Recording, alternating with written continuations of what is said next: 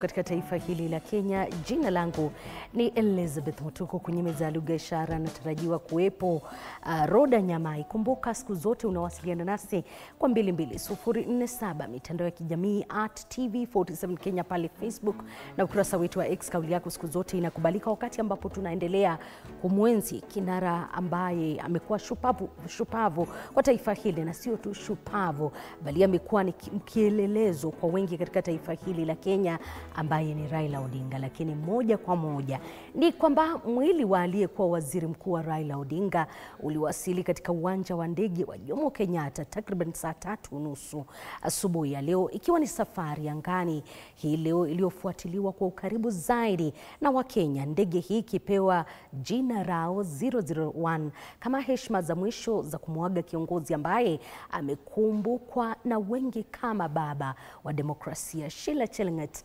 anasimulia hali ilivyokuwa katika uwanja wa JKIA ambako alikuwa baada ya kutua kwa ndege hiyo.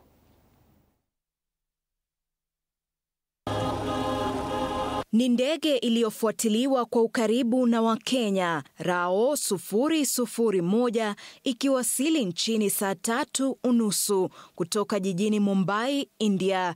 Ndege hii ikipewa jina hili Rao 001 pindi tu ilipoingia katika anga ya Kenya kama heshima za mwisho kwa aliyekuwa waziri mkuu Raila Odinga. Uwanjani JKIA, huzuni ilikuwa imetanda, bendera zikipeperushwa nusu mlingoti, ishara ya mwanzo wa maombolezi wa kiongozi aliyepewa mazishi ya hadhi ya kitaifa.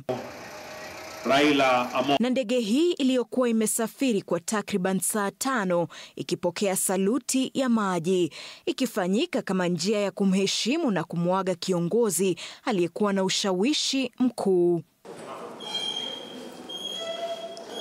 Kulingana na mipango za awali, mwili wa Raila Odinga ulitarajiwa kupokelewa na Rais William Ruto na Mama Aida Odinga na kupewa heshima za kijeshi, kisha kusafirishwa hadi katika makafani ya Lee chini ya ulinzi wa jeshi.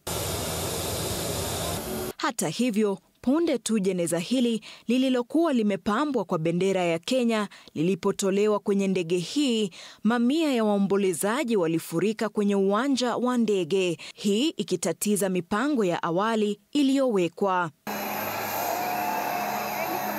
Hali hii ikalazimu maafisa wa jeshi kuondoa mwili wa mwenda zake Raila Odinga, ila kwa wafuasi na Wakenya waliofika hapa, kwao walikuwa na mpango mwingine: kuandamana moja kwa moja kutoka JKIA hadi bungeni.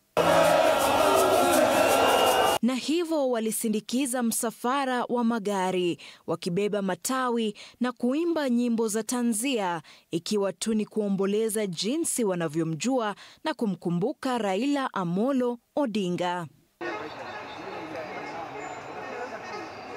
Kwa maelfu ya waliojitokeza kumwaga aliyekuwa waziri mkuu Raila Odinga hii leo, wamemkumbuka kama bingwa wa taifa na bara Afrika. Sheila Chelangat, runinga ya TV47, Nairobi.